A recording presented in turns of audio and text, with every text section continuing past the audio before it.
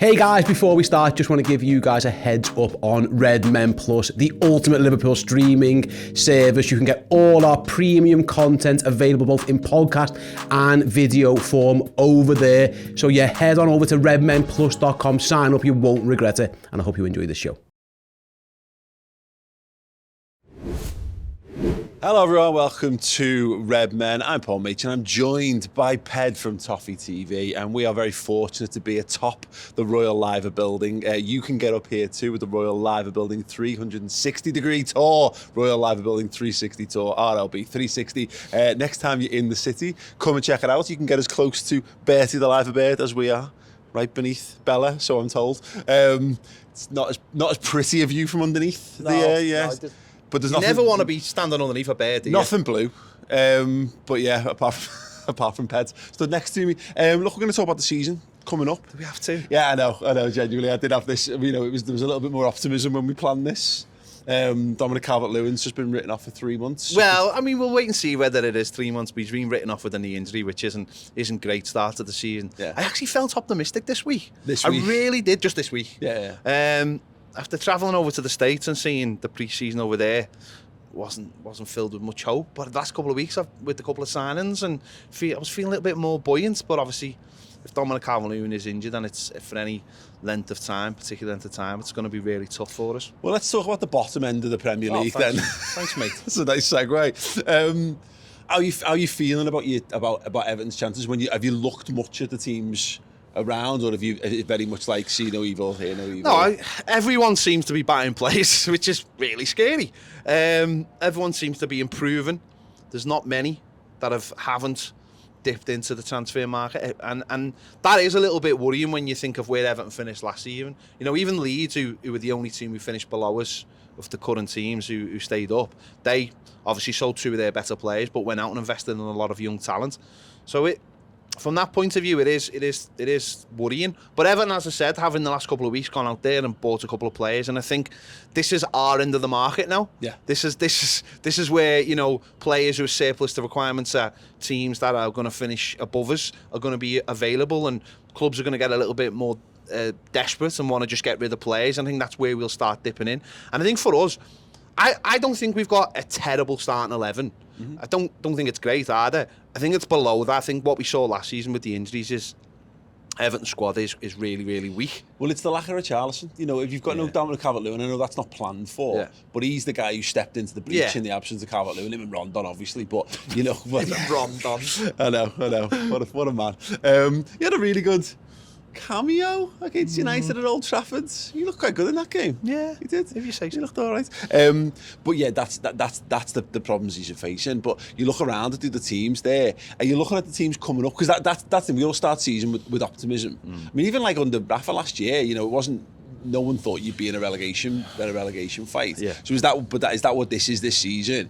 Is Frank Lampard going into this season thinking staying up should be first and foremost, or is he the kind of guy who's thinking, well, I've done that now, I'm going to get to do my thing? And I imagine his thing in his head is further up the table. Yeah, listen, I think Everton, the whole thing has been put on hold till the stadium over to my right gets built, so we can start bringing some serious money in. You can see it. You can see it, mate. Can we?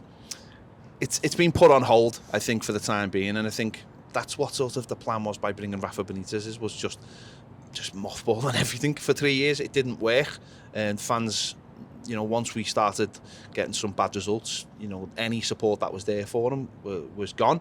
I think Frank's got loads of support from the fan base with what happened at the back end of last season, and you've got to just keep that going if you can, and that's where I suppose pre-season's a difficult one, because it is only pre-season, but you've got to get it right. And with the you can never make cast iron judgments, but also you can see deficiencies.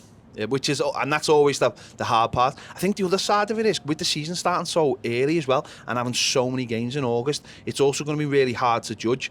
A lot of teams haven't had a lot of pre-season games as well, so that makes it a little bit more difficult. And Everton won't do.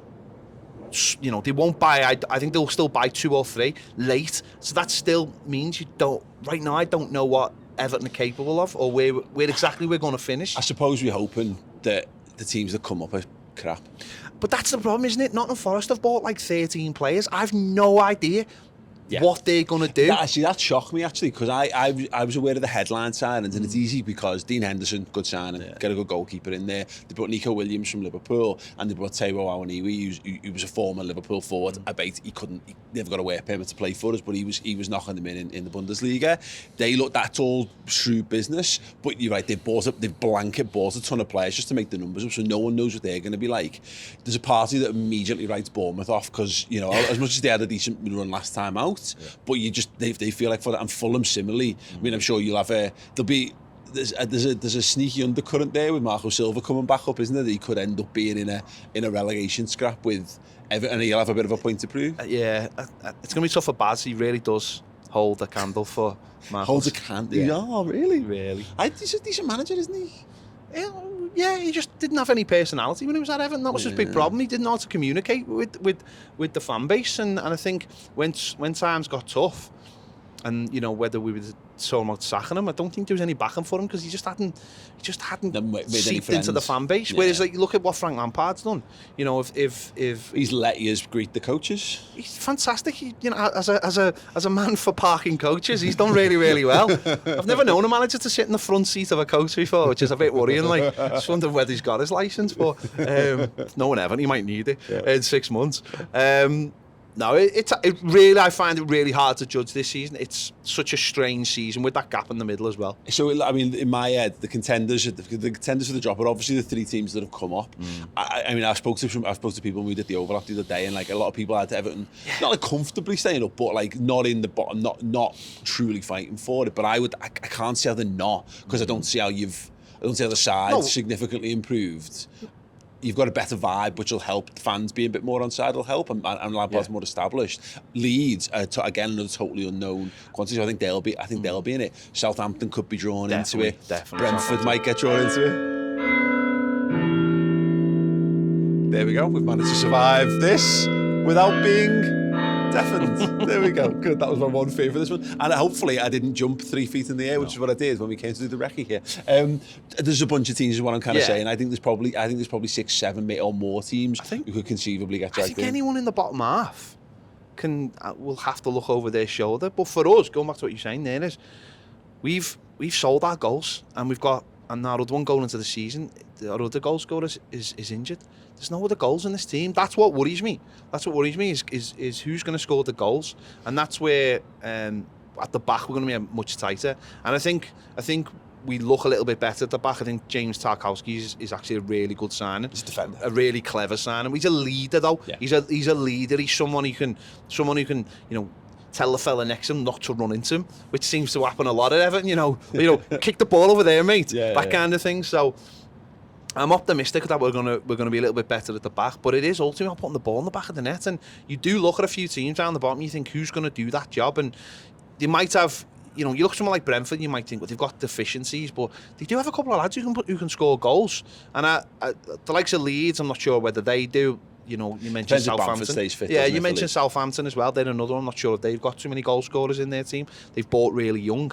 So I can understand why people are talking about Everton, because take Richarlison out the team, take Dom out the team now, and you look at it and think, who's going to put the ball in the net? Well, let's look further up then, just to spare you the misery.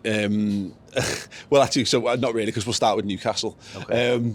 Who, of course, you loathe and can't stand to see. I don't really care. I think everyone loathes them now. Yeah, well, that'll come in due course.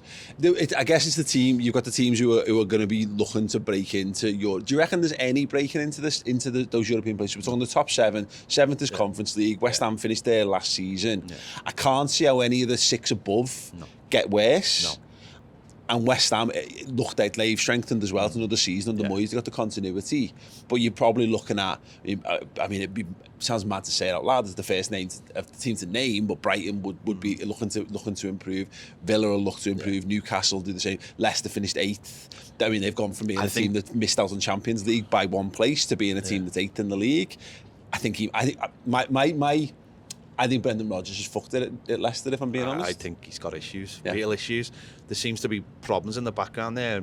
Players, Schmeichel going to Nice. I mean, who's seen that coming? Yeah. Newcastle are knocking on the door for Maddison. Yeah. Jamie Vardy, he's got to pay a big bill. There's defo a universe where Brendan Rodgers tries to engineer a move to Newcastle himself, isn't there, before the end of the season? Like just sell all the players to them. Yeah. At Lurch point, where it's the worst thing you can possibly leave. It's the worst time to leave. You'll leave a month before the end of the season. No, I think Leicester, I think they'll be in the bottom half this season, but Newcastle definitely got a chance of seventh. I think a lot of teams have got a chance of seventh. I think a lot of teams will fancy it. Because that top six, I think, is sorted, absolutely sorted. I mean, that's going to be very, very interesting. But I think West Ham got a great chance. But the Europa Conference, how much will that get in the way? And then below that, Villa will fancy it. Gerrard will fancy it.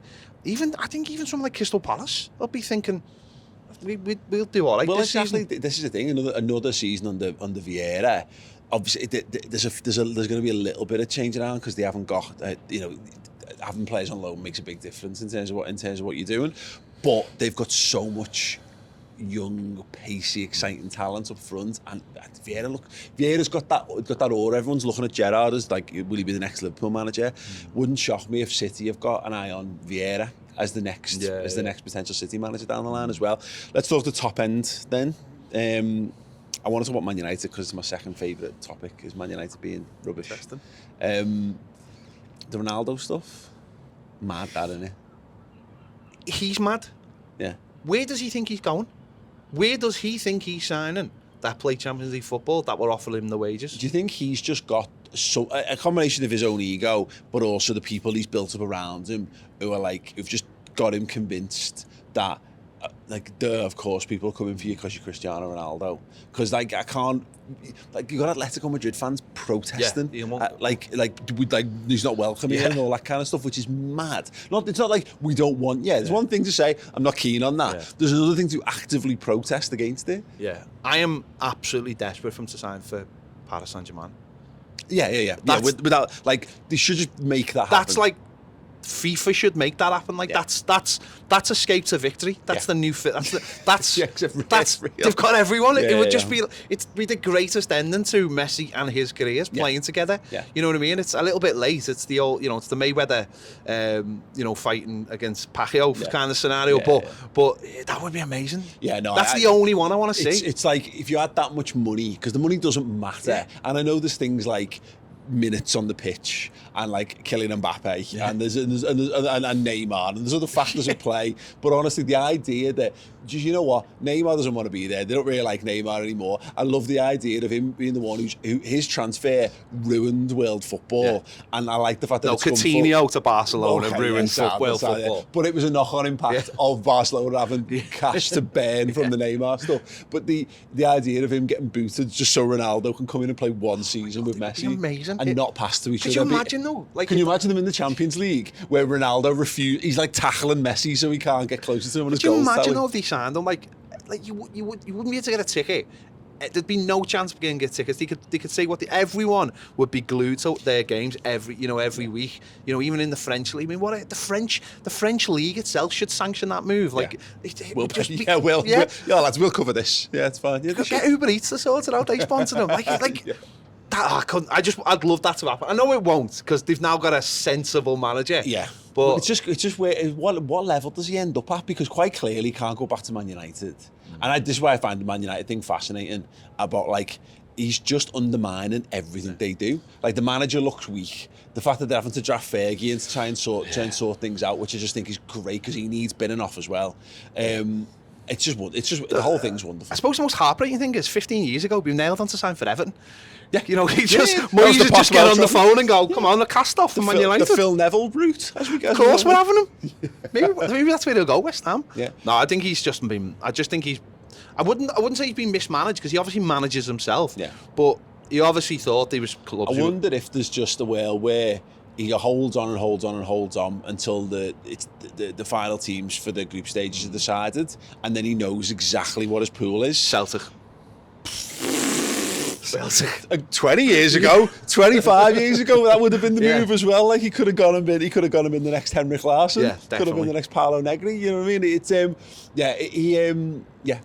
that. Because at the moment there's still a bunch of clubs who obviously will go through third qualifying round or whatever, probably from second at this point. But he's going to end up at someone who's too crap for Cristiano Ronaldo, even though they're a Champions League I think how he team. turns it round is he goes to a Portuguese club who are playing in the Champions League. That's how you win the PR back. Yeah. And you start telling everyone that was what I was always trying to do. I wanted my romantic return back to Portugal, Sporting Lisbon, whatever. And that's what, that's how he used to spin that round. But yeah, for Man United itself, it is a mess because he is their centre forward. And they've not been able to get centre midfielder in that they want. Okay, they've brought a few in at the back, but they are just Everton on steroids.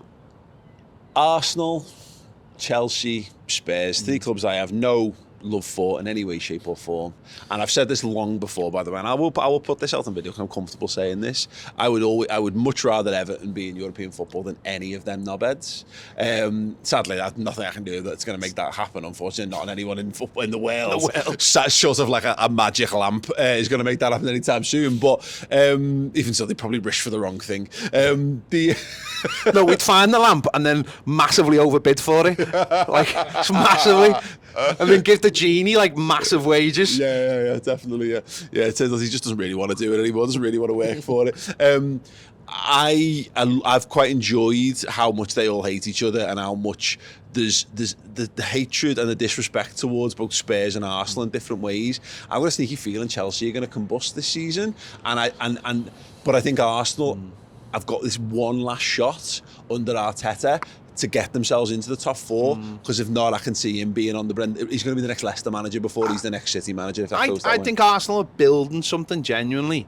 How much is it going to be undermined by the documentary though in the first few weeks of the season? Yeah. Like how much is that going to play a part in? Because I know people go, but it will do, because people will just start seeing the insides and going, this I'm not sure about this. And we've already seen clips already. I mean, loves You'll Never Walk Alone. I mean, if he was going to play the Never You Walk Alone, surely he should have played it before the players come on. Yeah, it's not like we run around to and then the whole pitch went silent for the rest of 90 minutes. That's how it works in Anfield, isn't it? I mean, maybe in the 90s when you used to go to football games at Anfield. Yeah, not so much. It was certainly like that when you played there in 1993. Did you play 1990. there? I'm a bit older than that. No, I think Arsenal are building something, and I could see them, because Chelsea are not had a good summer. I know they've brought in decent players, but they've not necessarily brought in the targets they wanted. A few of them have got away, and we've got them first game, and I'm glad we've got them first game, because I still think that they're not quite where they need to be. The results in pre-season, I know you shouldn't always judge it, but it's been a little bit weird, like they got battered by Arsenal. Yeah. So I don't think they've settled down, certainly with the new owner coming in. They're like that Todd Bowley, like he doesn't know what he's doing. It's amazing. Like he's just come in and gone, I'll handle this. The rumours I've heard about him, like I heard a rumour that they'd agreed a fee for De Ligt, but he didn't know Who De Ligt was. that you have no. He didn't know that you have to negotiate a contract with the player. He thought it was like American sports where you just agree and you just buy their contract effectively. It's not the best start, is it? No, but there's loads of these stories about him. Like, and that's the problem, is you've got Thomas Tuchel's reputation as a manager's on the line here, and it's going to end up being undermined. And he's already quite spiky, and he's already been quite determined to talk out. So there's a sliding doors season, and in one of it, Tuchel holds it together long enough to get their act together, and that shuts the door on Arsenal, and Arsenal end up in the pits. Yeah. The other is they combust and Arsenal get in, and both the clubs go in opposite directions. I think what they've got in their favour is they're not challenging the top 2. So I think Arsenal and Tottenham are going to have patches where they're obviously out of form. And I think if Chelsea can get it together by the end of this first month, then I think they'll be obviously well in contention. Because let's be honest, does it really matter if you finish 3rd or 4th? No, it doesn't, does it? It doesn't matter now whatsoever. Well, it depends on, unless it's like last day drama kind of situation. Like, but you're right. Broadly, I just don't think it matters. So as long as they're fighting with those other two, I don't think it's really going to matter. So I think as long as they settle down in the first few weeks, it's just, again, because it's such a weird season, it's the way the games are played. It's gonna everyone wants to get off to a good start because there's so many games in August. But I also think we're going to see a lot of strange results in August as well, which is good for Everton. Yeah, fingers crossed for you. Can you bring yourself to say that Liverpool are going to win the league this season? No, because they're not going to win the league. Okay, cool. Why? But they're still very, very good now. Why without just saying Man City? I don't know. I still think Man City have. I think they've improved. And I know Liverpool, and I'd be honest, I'm not 100% sure Liverpool have improved. Just because, and I mean this in the nice possible way, I just think that with with Mane going and Núñez just coming, that crossover period. But what I would say is, because City will have to change their style of play for Haaland, that might be the little bit of ground. Yeah, I think the first month, 6 weeks, maybe up to 2 months or whatever, is going to make a difference. If Liverpool have got a lead over City at the end of September, I think that's how we win the league. I don't think we win the league if we go into the World Cup neck and neck, or if City are ahead.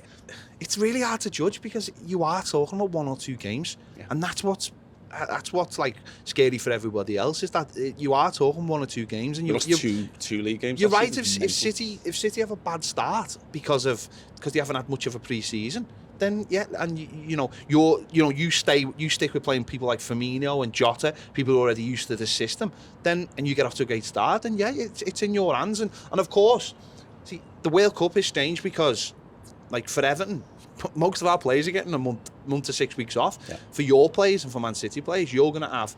We're actually not too bad, which is worked out quite good for us, particularly Salah not having to go, which is huge. Mane, that's one of the things of Mane going as well. Yeah. He actually knocked Salah out, and then we got rid of him and kept Salah. So Salah gets to go and put some thirst traps out there and on beaches in the Far East, chilling, watching the games on telly with a nice glass of water and his feet up, and then whereas we're looking at Liverpool, you're talking Trent possibly, but how much is he going to play? He'll go. Henderson will probably go, but again, how much is he going to play?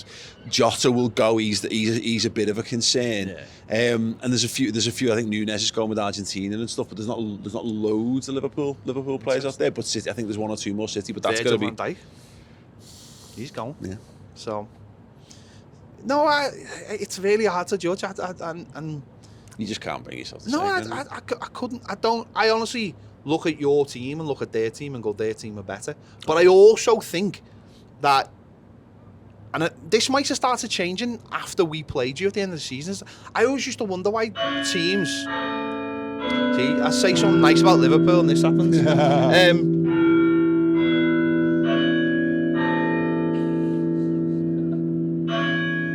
let it play out.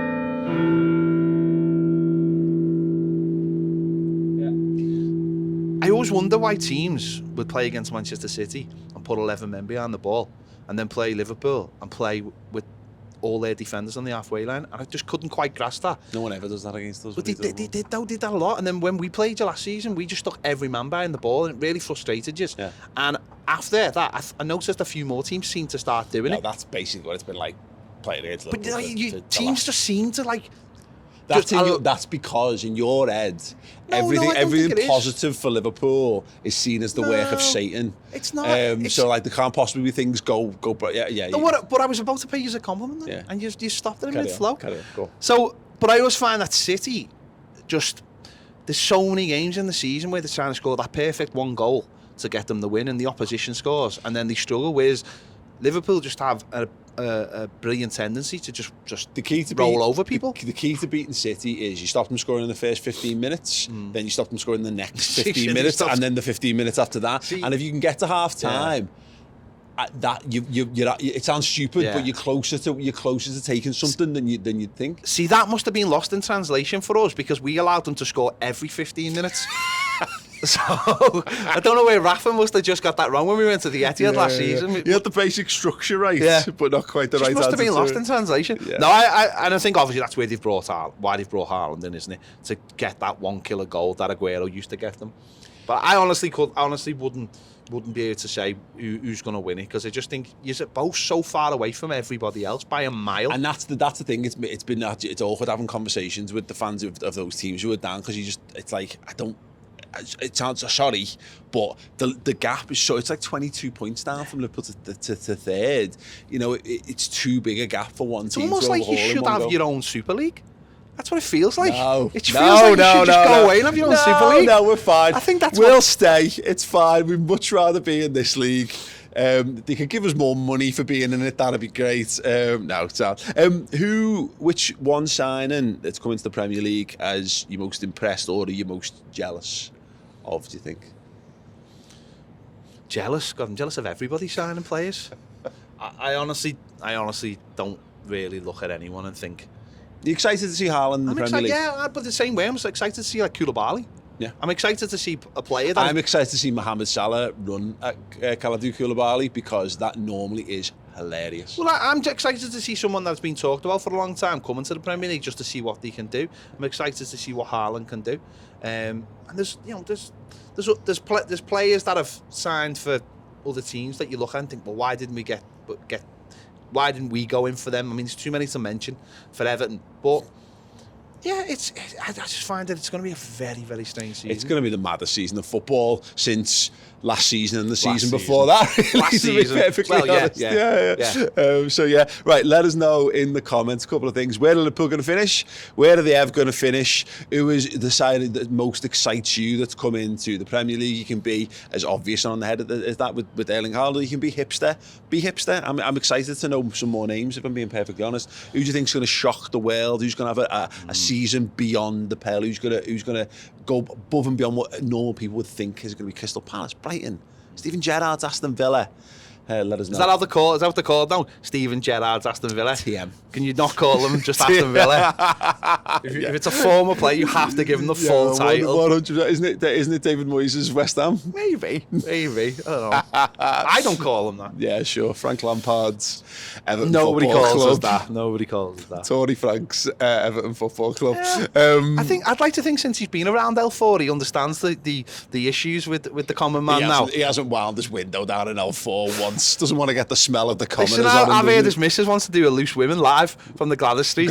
Yeah, sure, why not? Brilliant. Right, sound, drop a like on the video. Subscribe, check out Toffee TV as well. And of course, as mentioned, next time you're in Liverpool and you're looking for something to do, whether you want to go some sightseeing, come and get one of the most staggeringly amazing views you can get of this beautiful city of ours. Come to the Royal Live building, the 360 tour, RLB. You get to see Everton's new stadium getting built. It's actually real. Is it those girders and stuff over there? Is that what that is? Yeah, that's what it is. You can see Anfield as well. Actually, you can literally see, because it's a finished stadium, real stadium. All right. You can see Anfield on the horizon over there. In 2 years' time, you just won't be saying any of this. You can even see the cranes, because we're actually doing active building work on our stadium as well. You know, in 2 years, when your missus is saying, can we go and see Beyonce at Bramley Moor Dock?